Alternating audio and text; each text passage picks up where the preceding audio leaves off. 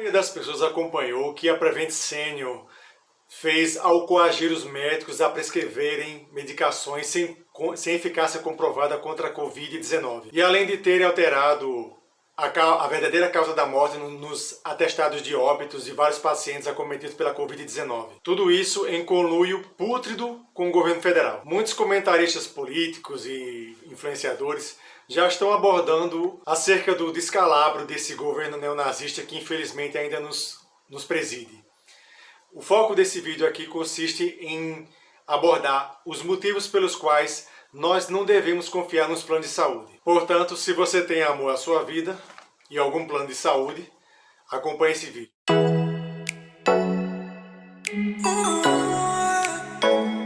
Hoje em dia tornou-se uma obrigatoriedade quase vital ter um plano de saúde na nossa sociedade. O artigo 196 caput da Constituição Federal nos garante que é dever do Estado fornecer à população um serviço de saúde pública de qualidade e efetivo para suas necessidades básicas e preventivas. No entanto, o nosso Sistema Único de Saúde já é bem precarizado e os descasos com a população já é bastante conhecido em toda parte, em todo o território brasileiro. O que chama atenção é o parágrafo 1º do artigo 193 da Constituição Federal, que assevera que a iniciativa privada deve atuar de forma complementar aos serviços públicos de saúde oferecidos, que deveriam ser bem oferecidos pelo Estado. No entanto, o que nós vemos na prática é exatamente o contrário.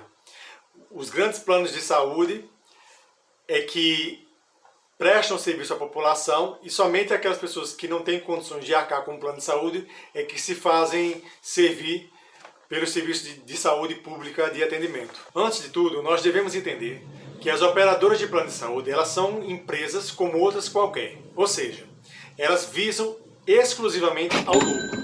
Em outras palavras, elas não estão preocupadas com a saúde e o bem-estar de ninguém. Observem que a cobertura aos conveniados nunca é 100% integral. Sempre há algum tipo de brecha contratual que faz com que quando o conveniado necessite de mais do plano de saúde ou venha ter uma necessidade de um tratamento ou de um procedimento de valor, de um custo mais elevado, sempre há algum tipo de brecha ou subterfúgio que as operadoras utilizam para negar ou limitar o acesso dos conveniados a esse tipo de tratamento que para elas acabe sendo muito oneroso. Se você que está me assistindo agora e que tem um plano de saúde nunca teve um problema com sua operadora de plano de saúde, é porque de fato ou você ou alguém que você se importe nunca necessitou de verdade de um tratamento ou de um procedimento de valor mais elevado que incumbiria a esse plano arcar com as custas. Do contrário, sempre tem alguém que tem uma história para contar ou de algum problema, de algum empecilho, quando necessitou de fato do auxílio do plano de saúde. Como exemplo, eu posso citar um caso particular que aconteceu quando a minha avó materna precisou de um procedimento cirúrgico para operar o fêmur em função de uma queda que ela teve no banheiro de casa. Quando nós levamos a minha avó para o hospital, eles fizeram os atendimentos iniciais de emergência, porém no centro cirúrgico o plano de saúde comunicou a nós, da família, que o procedimento médico que seria realizado para proceder com a cirurgia era um procedimento não acobertado pela Anvisa, pela Agência Nacional de Saúde. Tinha uma resolução lá, que eles não falaram qual é o número dessa resolução, que não era legalizado para que os planos de saúde cobrissem e, consequentemente, se nós precisássemos fazer aquele procedimento, aquela cirurgia, teria que ser no particular. Embora todas as outras despesas, UTI, medicação, tempo no hospital, tudo seria coberto pelo plano. Obviamente a gente não tínhamos condições de arcar com esse valor, porém não tínhamos condições de ir procurar a justiça e discutir muito. Naquela ocasião, que foi mais de 15 anos atrás, eu me lembro que eu passei em torno de 6 cheques, com valor total, que na época passava de 10 mil reais, para poder que a minha avó fizesse a cirurgia. Antes disso, nós conversamos com o médico, perguntamos a ele se havia uma outra possibilidade de fazer algum outro procedimento que resolvesse a situação e que o plano cobrisse. E naquela ocasião não houve como fazer um procedimento diferente do que minha avó naquela situação precisava. Então foi feita a cirurgia e posteriormente eu tive que renegociar o valor que foi cobrado. Por sorte, o valor que foi cobrado posteriormente na cirurgia foi de um valor menor do que o hospital havia nos informado. Daí os cheques que eu passei foram devolvidos e eu passei novos cheques com um valor parcelado, mas um valor menor, que nós da família pudéssemos, naquela ocasião nós podíamos ter pago e pagamos. Outro detalhe a ser observado é que quando a rede conveniada dos planos de saúde, seja os hospitais ou os médicos, não oferece um determinado tratamento ou procedimento que você necessite, eles ludibriam os pacientes de modo a fazê-los encaixar nos procedimentos, nas terapias e nas medicações que eles podem arcar, para que o paciente tenha o acesso, mesmo que esses tratamentos sejam ineficientes ou ineficazes. Portanto, você esqueça aquele papo dos corretores de planos de saúde, que quando estão vendendo afirmam que se porventura não tiver algum hospital ou médico conveniado com um plano e o paciente necessitar de um atendimento especial, o plano de saúde irá arcar com os custos do tratamento e no hospital que você necessitar, que as coisas não são dessa maneira. Inclusive, a maioria dos contratos dos planos de saúde, eles estabelecem e prevêem que os clientes, os conveniados, serão tratados exclusivamente nos hospitais e com os médicos conveniados ao plano. E outro detalhe mais macabro ainda é que se porventura algum paciente morre, eles não vão assumir a negligência pela falta do correto tratamento, procedimento que o paciente necessitava. Eles sempre vão mascarar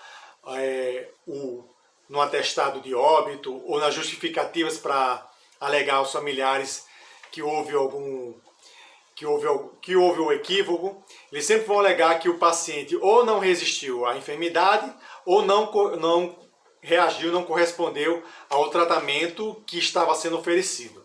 Mas dificilmente eles vão assumir a negligência que tiverem em não oferecer o tratamento adequado que o paciente necessitava naquele momento. É interessante ressaltar também que nesses momentos de angústia, de abalo, quando você perde um ente querido, ou quando está com um ente querido ainda enfermo, ainda em sofrimento, são raras as pessoas que têm condições financeiras de contratar um médico perito particular para que seja feita uma análise no quadro de situação, no quadro de saúde daquele paciente, para saber se o procedimento ou se o tratamento utilizado foi realmente o adequado para o que ele necessitava. Outro detalhe bastante importante a ser observado é que os planos de saúde, eles além de não pagarem para que o paciente tenha e disponha, no caso, de um tratamento, de um procedimento de saúde adequado às suas necessidades, em outra rede de hospitalar ou com outros profissionais que não sejam vinculados a esse determinado plano, eles também não vão reembolsar caso o próprio paciente, a pessoa, vá pelas suas próprias expensas buscar um atendimento em outro hospital ou com outros profissionais. Geralmente as pessoas fazem isso, elas buscam atendimento e pagam do próprio bolso pelo tratamento que elas entendem ser mais adequado para elas e que o plano de saúde não cubra, e depois pede o ressarcimento na justiça em relação aos custos que tiveram, que o plano deveria, entre aspas, ter arcado. Porém, aí vai um detalhe. Em certas cláusulas contratuais, e lembrando a vocês que os contratos fazem leis entre as partes, eles colocam que caso o paciente vá buscar atendimento ou tratamento em outros estabelecimentos, clínicas, hospitais ou com outros profissionais que não sejam vinculados ao plano, a operadora fica desresponsabilizada de arcar com os custos que o paciente teve por livre e espontânea, entre aspas, livre e espontânea vontade. Porque, por óbvio, se você tem um plano de saúde e precisa de um tratamento, é óbvio que você vai ter que recorrer ao plano para que ele arque com os custos. Afinal de contas, é para isso que a gente paga, todos nós, uma mensalidade caríssima para ter o mínimo de um atendimento humanitário e eficaz quando a gente precisa.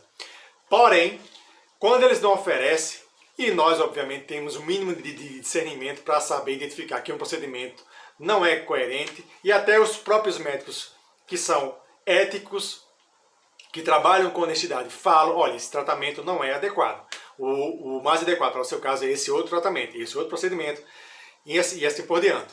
Então, quando o médico fala, então você tem que buscar esse tratamento que é melhor para você, que é o menos doloroso, que é o menos incômodo e assim por diante. Então, quando a operadora não oferece esse tipo de tratamento, começa a vir esse mar de imbróglios que a gente, de fato, na prática, não tem como esperar. A gente tem que resolver isso da forma mais célere possível. Depois a gente corre atrás do prejuízo.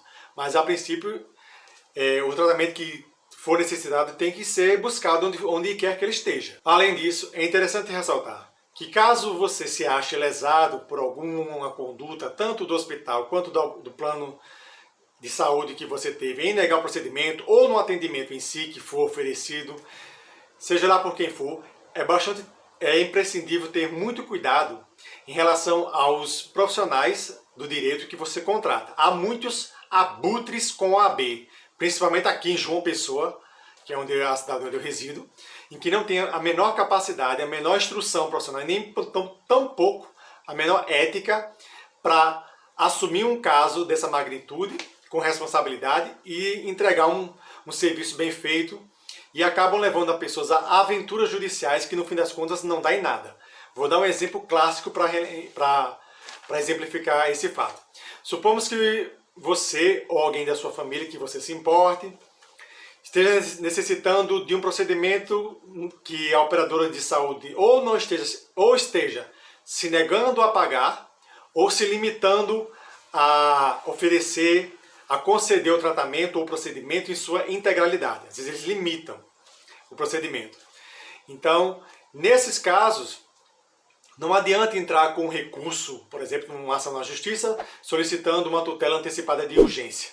Porque mesmo que o juiz, em primeira instância, venha deferir essa tutela, a operadora do plano de saúde ainda pode entrar com outro recurso, que geralmente é um agravo de instrumento, para tentar reverter essa decisão interlocutória que foi dada e daí protelar o processo para uma segunda, terceira, quarta instância e assim por diante. Enquanto o paciente, a pessoa que está lá, por vezes tendo minutos ou horas para ser atendido, não pode esperar tanto tempo de uma justiça tão delongada, tão morosa e tão burocrática que infelizmente ainda é e será por um bom tempo devido a interesses financeiros. Falo com propriedade, pois eu já trabalhei como advogado e já saí dessa vida maldita.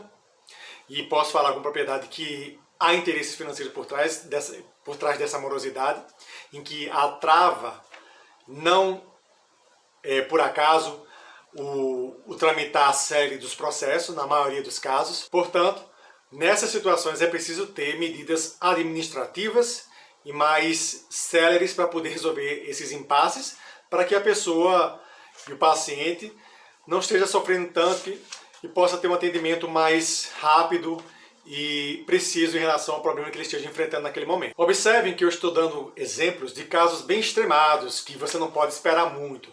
Mas existe aqueles outros pequenos detalhes no qual o plano de saúde às vezes limita a quantidade de consultas, limita a quantidade de exames que você precise, limita também a quantidade de dias que você pode passar internado no hospital. Então, são pequenos abusos que, obviamente, você precisa resolver administrativamente, garantir à operadora, aos profissionais de saúde que vão ser remunerados pelo serviço que eles vão prestar, até porque ninguém salva a vida de ninguém de graça hoje em dia. O único médico que não se preocupa com a quantidade de dinheiro que o seu paciente tem no bolso é o médico veterinário. Hoje em dia, todos os médicos sempre trabalham em prol da remuneração, que lhes beneficia uma vida digna, uma vida que eles, pela quantidade de estudos e tal, pelos esforços que eles tiveram para chegar nesse patamar de formação profissional, que eles acham e, convenhamos, tanto merecem, porém não precisavam ser tão mercenários. Em outro contexto, é interessante ressaltar também que a maioria das propagandas dos planos de saúde não é exatamente da maneira como eles publicizam pelas mídias e pelos veículos de comunicação. O exemplo clássico aqui, claro, falando da minha realidade, é uma determinada operadora do plano de saúde aqui, muito processada, que já tem um histórico enorme de maus atendimentos, eu já fui muito mal atendida por ela. Eu não posso falar o nome por questão de processo, tal, que não quero dar publicidade que não presta, mas é a Unimed, foda-se.